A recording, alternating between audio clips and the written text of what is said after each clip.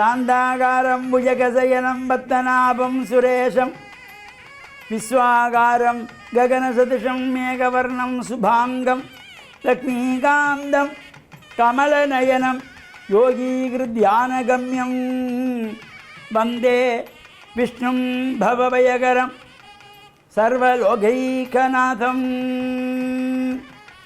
ஓம் நமச்சிவாய. மேன்மைகள் சைவ நீதி விளங்குக உலகமெல்லாம். நோயற்ற வாழ்வே குறைவற்ற செல்வம்.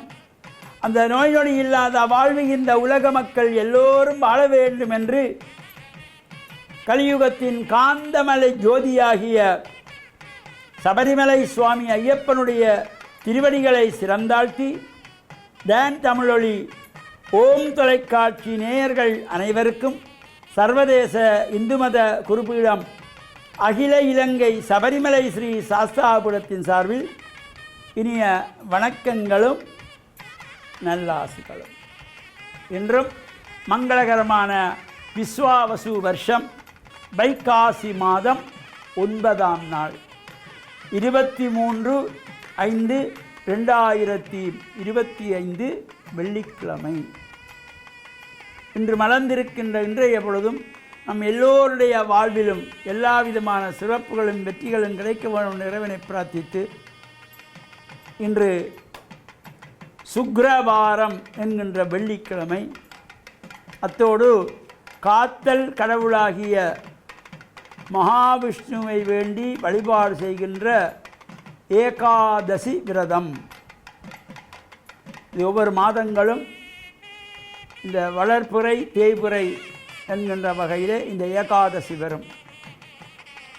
அவ்வாறு இந்த ஏகாதசி வருகின்ற பொழுது விஷ்ணு ஆலயங்கள் வருகின்ற பூஜை வழிபாடு நாம் கலந்து கொள்ளுகின்ற பொழுதிலும் நமக்கு ஒரு சிறப்பை தரக்கூடியது. நாம் பொதுவாக இப்பொழுது இந்த சோதிடம் சாத்திரம் பார்ப்பது தொடர்பாக சிந்தித்து வருகிறோம். அந்த மகாராஜா தனக்கு மரணமில்லாத வாழ்வு கிடைப்பதற்கு ஒரு பழம் இருக்கிறது என்று சோதிடர் சொன்னதை நம்பி அந்த மரத்தை சுற்றி காவல் போடுகிறார். அவ்வாறு பெண்கள் குளிக்கின்ற வேளையிலே காவலாளிகளை வெளியிலே செல்ல வேண்டும் என்று வேண்டுகோள் விடுகின்றார்கள். அவ்வாறெல்லாம் நடைபெற்ற பொழுது அந்த நேரத்திலே அந்த காவல் காத்து வந்த கனி தண்ணீரிலே விழுந்தது. அதை சமையல் பணி செய்கின்ற அந்த பணிப்பெண் உண்டு விட்டால் அரசு சபையிலே கொண்டு வந்து விடுகிறார்கள். அவள் சிரச்சேதம் செய் என்று ராஜா கட்டளையிடுகிறார். உடனே காவலாளிகள் அவருடைய சிரச்சேதம் செய்கின்றார்கள், கொன்று விட்டார்கள். அப்பொழுது அந்த மந்திரி கேட்கிறார், மகாராஜா, பாவம் அந்த பணிப்பெண் இந்த ஒரு பழம் சாப்பிட்டதற்காக அவளை இவ்வாறு கொலை செய்து விட்டீர்களே.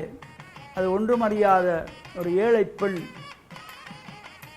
குடும்பத்தின் வறுமை நிறைந்த பெண், இங்கே வந்து சமையலுக்கு பணி செய்கின்ற உதவி செய்கின்றவள், ஏன் இவ்வாறு என்று கேட்கிற பொழுது இந்த ராஜா கோபத்தோடு சொல்லுகிறார், மந்திரியாரே, உமக்கு தெரியாதா, அந்த கனி எனக்காக பாதுகாக்கப்பட்டு வந்தேன். அந்த கனியை உண்டால் மரணமே இல்லை என்று தானே அந்த சோதரன் சொன்னான். உனக்கு புரியாதா?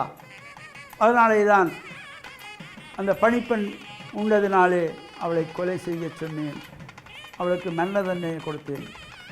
அப்போ இந்த மந்திரி சிரித்தாரா, ராஜா, அந்த கனியை உண்டால் மரணம் இல்லை என்று சோதரர் உங்களுடைய மனதை திருப்திப்படுவதற்காகவும் உங்களிடத்திலிருந்து பொற்காசுகளை பெறுவதற்காகவும் சொன்ன ஒரு பொய். அவ்வாறு அந்த கனியை உண்டால் மரணம் இல்லை என்றால் அந்த கனியை உண்ட பணிப்பெண் அரை மணி நேரம் கூட ஆகவில்லை, அவள் இறந்து விட்டாளே. அந்த கனிக்கு அவ்வளோ சக்தி இருந்தால் அவள் இறந்திருக்கக்கூடாது அல்லவா? எனவே அந்த கனியினாலே எதுவும் நடப்பதென்பதல்ல. அந்த பழத்தை சாப்பிட்டால் மரணமே இல்லை என்றால் சாப்பிட்ட பணிப்பெண் மரணித்து விட்டாலே. இந்த சாதகத்தை பொய்யாக பலந்தெரியாமல் சொல்லுகிறவர்களுக்கு நீங்கள் பார்த்திருக்கிறீர்கள். அவ்வாறு ஒரு பழத்தினாலே சாகாத வரம் என்பது கிடையவே கிடையாது. மனிதனாக பிறந்தவர்கள் எவராக இருந்தாலும் என்றோ ஒரு நாள் அவர்களுக்கு மரணம் என்ற ஒன்று உண்டு.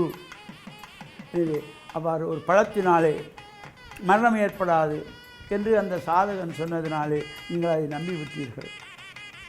இது அதற்காக சாதகம் பார்ப்பவர்கள் எல்லோரும் பொய் என்று நாம் சொல்லவில்லை மகாராஜா. இவ்வாறு புரியாதவர்கள் ஆசை வார்த்தைகளை காட்டி உங்களை மயக்கி உங்களிடத்திலிருந்து பொற்காசுகளை பெறுவதற்காக இந்த பழத்தை சாப்பிட்டால் மரணம் இல்லை, நமக்கு மரணமே வராது என்றார்கள். அதனாலே அந்த பழத்தை சாப்பிட்ட பெண் அவ்வாறு அந்த பழத்திற்கு சக்தி இருந்தால் அவள் மரணித்திக்கக்கூடாது, அவள் தான் மாண்டு விட்டாளே, இந்த பழத்திலே எந்த பலனும் இல்லை. அப்பொழுதுதான் மகாராஜாவுக்கு புத்தி வந்ததாம். நான் தவறாக இந்த பணிப்பெண்ணை இவ்வாறு சிரச்சேதம் செய்துவிட்டேன், என்னை மன்னித்து கொள்ளுங்கள், நான் இந்த பதவியில் இருக்க தகுதியற்றவன் என்று அந்த அரச பதவியில் இருந்து திறந்தாராம்.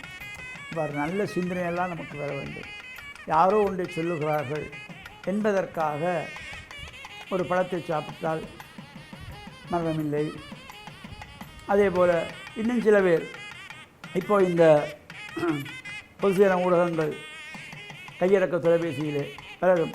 இந்த இதை நீங்கள் 10 பேருக்கு அனுப்பினால் உங்களுக்கு நல்லது நடக்கும், 20 பேருக்கு அனுப்பினால் கேட்டது கிடைக்கும் என்றெல்லாம் ஒவ்வொன்றையும் சொல்லிக்கொள்வார்கள்.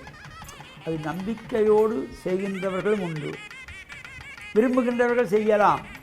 ஆனால் அதெல்லாம் எந்தவித பலனையும் நமக்கு தராது. தெய்வ நம்பிக்கை மனதிலே இருந்தால் எந்த நாளும் நமக்கு நல்ல நாள் என்ற சிந்தனை நமக்கு வர வேண்டும். தெய்வ நம்பிக்கையோடு இருந்து இறையொளி பெற்று மண்ணில் நல்ல வண்ணம் வாழ டான் தமிழொலி ஓம் தொலைக்காட்சி நேயர்கள் அனைவருக்கும் சர்வதேச இந்து மத குருபீடத்தின் சார்பில் நல்ல ஆசிகளை கூறிக்கொள்வதில் மன மகிழ்வு கொள்கிறோம். சர்வே ஜனாக சுக்கினோ பவந்து, சமஸ்த மங்களானி சந்து. சுபம்.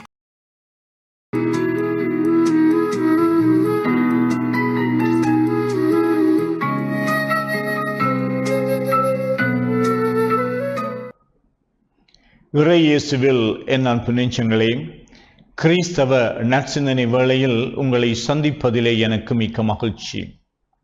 ஆண்டவர் இயேசுவின் அன்பும் அருளும் உங்கள் அனைவரோடும் இருப்பதாக. ஆண்டவர் இயேசுவை நாம் என்றென்றும் குருவாக இருக்கின்றார் என்று ஏற்றுக்கொள்கின்றோம். முதல் ஏற்பாட்டிலே அல்லது இஸ்ரேல் மக்களுடைய யூத சமயத்திலே குது என்பது குதூகலமாக இருக்கின்றவர்கள். அவர்கள் தங்களுடைய இந்த கடமையை செய்வதற்காக பல்வேறு சட்டங்களை ஒழுங்குகளை அவர்கள் கடைபிடித்து ஆண்டவருக்கு பலி ஒப்பு கொடுத்தார்கள்.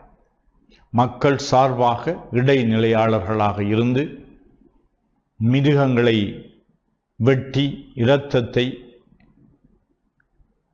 பலியாக ஒப்பு கொடுத்து பல்வேறு பலி வகைகளை அவர்கள் காலகாலமாக அவர்கள் ஏற்படுத்தி மோசே ஆரோன் வழிவந்தவர்கள் இந்த குருத்துவத்தை அவர்கள் மிகவும் நுணுக்கமாக கடைப்பிடித்து வந்தார்கள். பலி ஒப்பு கொடுப்பதுதான் அவர்களுடைய முதலான மேன்மையான பணியாக கருதப்பட்டது. ஆனால் கிறிஸ்துவினுடைய வாழ்விலே கிறிஸ்துவும் ஒரு குருவாக இருந்தார். அவர் சடங்குகளை நிகழ்த்துகின்ற ஒரு குருவானவராக அல்லாமல் அவரை மெல்கிசேதேக்கின் முறைப்படி என்றென்றும் குரு என்று சொல்லப்படுகின்றது. மெல்கிசேதேக் என்பவர் இந்த பரம்பரையாக வருகின்ற யூத மதத்திலே இருக்கின்ற குரு அல்ல. அவருடைய பின்புலம் தெரியாத ஒரு குரு. அவருடைய முறைப்படி குருவாக கிறிஸ்து விளங்குகின்றார் என்றால் அவர் ஒரு பரம்பரையாக கிடைத்த அந்த கடமையை செய்தார் என்பதல்ல. கிறிஸ்துவுடைய வாழ்வில் அவர் தம்மை பலியாக்கினார். அவருடைய சாவு ஒரு பலியாக இருக்கின்றது, வேள்வியாக இருக்கின்றது. வெறுமனே மிருகங்களுடைய இரத்தத்தை பலியாக ஒப்புக் கொடுப்பதல்ல, தன்னுடைய வாழ்வில் இரத்தம் சிந்தி பாடுபட்டு அவர் சாவை அணைத்து கொண்டார், ஏற்றுக்கொண்டார். சாவை அவர் மனமுவந்து ஏற்றுக்கொண்டார். மிகவும் துன்பகரமான, தாங்க முடியாத,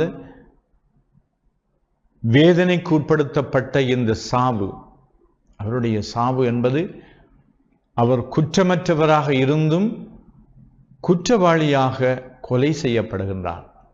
அதற்கு தம்மை கையளிப்பதுதான் அவருடைய குருத்துவத்தினுடைய உண்மைத்தன்மையாகும். குரு என்பது அவர் வேறு, பலிப்பொருள் வேறு அல்ல. அவரே பீடமாகவும் பலிப்பொருளாகவும் ஆகினார். அதனால் இயேசுவினுடைய குருத்துவம் அவருடைய பாடுகள் சாவிலே நிலைநிறுத்தப்படுகின்றது. அதனால் அவர் என்றென்றும் குருவாக இருக்கின்றார், தனிப்பெரும் குருவாக இருக்கின்றார். அவருடைய குருத்துவத்திலே பணிக்குருத்துவமாகவும் பொதுநிலையினருடைய பொது குருத்துவமாகவும் நாங்கள் கலந்து கொள்ளுகின்றோம். பலியிலே நாங்கள் கலந்து கொள்ளுகின்ற பொழுது அந்த பலி அவருடைய சாவினுடைய நினைவில் நாங்கள் கலந்து கொள்வதனூடாக கிறிஸ்துவினுடைய சாவோடு எங்களுடைய வாழ்வை நாங்கள் இணைத்து கொள்கின்றோம். வெறுமனே ஒரு சடங்காக அல்ல, அன்றாட நாங்கள் எதற்காக தியாக மனத்தோடு எங்களை கையளிக்கின்றோமோ, தியாகம் செய்கின்றோமோ, எங்களை வேள்வியாக்குகின்றோமோ, பலியாக்குகின்றோமோ, அதன் வழியாக நாங்கள் கிறிஸ்துவினுடைய மேன்மையான குருத்துவத்திலே எல்லோருமே பங்கேற்கின்றவர்களாக திகழ்கின்றோம். கிறிஸ்து தம்முடைய குருத்துவத்தில் எங்களுடைய வாழ்வு இணைந்து கொள்வதற்கு அவர் எங்களுக்கு அருள் கூற வேண்டும் என்று இந்த நாளிலே மன்றாடுவோமாக. ஆமீன்.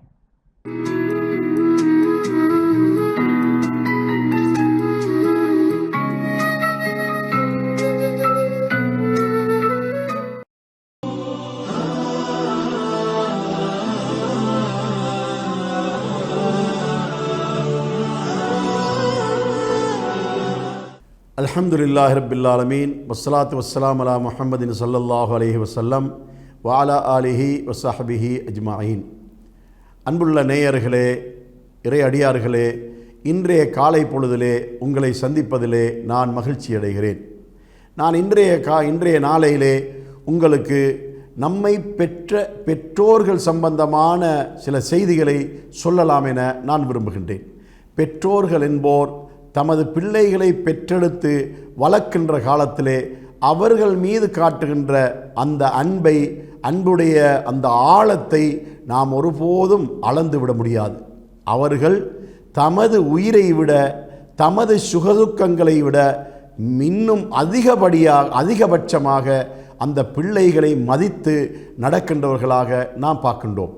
இரவு நேரத்திலே பிள்ளைகளுக்கு ஏதாவது சுகையினம் ஏற்பட்டுவிட்டால் விடுகின்ற வரைக்கும் அந்த தாய் உறங்கவே மாட்டாள். அந்த பிள்ளைக்காக தன்னுடைய அந்த இரவு முழுவதையும் விழித்திருந்து கஷ்டப்பட்டு அந்த பிள்ளைக்காக தன்னுடைய அந்த நேரத்தை செலவு செய்கின்ற ஒரு நிலைமையிலே பார்க்கின்றோம். அந்த பெற்றோர்கள் பிள்ளைகள் படிக்கின்ற காலத்திலே அவர்களை நல்லொரு கல்வி நிலையிலே ஒரு உயர்வான ஒரு நிலைமைக்கு கொண்டு வர வேண்டும் என்பதற்காக அவர்கள் படுகின்ற கஷ்டங்களை எல்லாம் நாம் காணக்கூடியதாக இருந்து கொண்டிருக்கின்றது. பொருளாதார ரீதியாக அந்த பிள்ளைகளுக்கு எந்த வகையிலே உதவி செய்ய முடியுமோ அவைகளையெல்லாம் செய்வதிலே அந்த பெற்றோர்கள் கூடுதலாக கவனம் செலுத்துகின்றவர்களாக இருந்து கொண்டிருக்கின்றார்கள். அந்த பிள்ளைகளுக்கு ஒரு கஷ்டமோ துன்பமோ வந்துவிட்டால் அதை தம்முடைய கஷ்டத்தை விட அதிகமான கஷ்டமாக அவர்கள் கருதி அந்த பிள்ளைகளுக்கு உதவுகின்றவர்களாக இருக்கின்றார்கள். இதில் சாதி சமய வேறுபாடு எதுவும் பார்க்காமல் எல்லா பெற்றோர்களும் தமது பிள்ளைகள் மீது இதே போல அன்பு காட்டுகின்ற பெற்றோர்களாக இருக்கின்றார்கள் என்பதை நாம் பார்க்கின்றோம். அதனால் பிள்ளைகளாகிய நாம் நமது பெற்றோர்களை நாம் எவ்வாறு மதித்து நடக்க வேண்டும் என்பதை நாம் மிக கூடுதலாக கவனத்தில் கொள்ள வேண்டியவர்களாக இருக்கின்றோம். அவர்கள் நல்ல ஆரோக்கியமாக இருக்கின்ற போது அவர்களுக்கு நாம் செய்கின்ற உதவி இருக்கின்றதே, அந்த உதவியை விட, அந்த உபகாரத்தை விட, அந்த சேவைகளை விட அவர்கள் முதிய வயதை அடைந்து விட்டது நேரத்தில் தான் அவர்களுக்கு நாம் கூடுதலாக சேவை செய்கின்ற சேவையாளர்களாக இருக்க வேண்டும். அதனால் பெற்றோர்களுக்கு நாம் செய்கின்ற உதவிகள், உபகாரங்கள் விஷயத்திலே இஸ்லாம் மிக கூடுதலாக வலியுறுத்தக்கூடியதாக இருந்து கொண்டிருக்கின்றது. வவஸ்ஸைனல் இன்சான பிவாலிதைஹி இஹ்சானா, மனிதனுக்கு தனது பெற்றோர்களுக்கு உதவி உபகாரம் செய்ய வேண்டும் என நாம் நல்லுபதேசம் புரிந்துள்ளோம் என்று திருமறை குர்ஆன் நம்மை பார்த்து சொல்லிக் கொண்டிருக்கின்றது. அதனால் பெற்றோர்களை நாம், அதாவது இறைவனை மதிக்கின்ற அந்த மதிப்புக்கு அடுத்த கட்டமாக பெற்றோரை மதிக்கின்றவர்களாக நாம் இருக்க வேண்டும் என்பதை இந்த காலை பொழுதிலே நான் உங்களுக்கு கூறி, பெற்றோர்களை கண்டால் அவர்களுடைய முகத்தை பார்த்து நீங்கள் மகிழ்ச்சிகரமாக புன்முறுவலாக அவர்களை பார்க்க வேண்டும். அவர்களுடைய மனம் புண்படாத அளவுக்கு நீங்கள் அவர்களோடு பேச வேண்டும், கதைக்க வேண்டும். இத்தகைய நல்ல பழக்கமுடையவர்களாக, நல்ல பண்புள்ளவர்களாக இறைவன் நம்மை ஆக்கி அருள்வானாக. வஆகிரு தஅவானா அனில் ஹம்துலில்லாஹி ரப்பில் ஆலமீன்.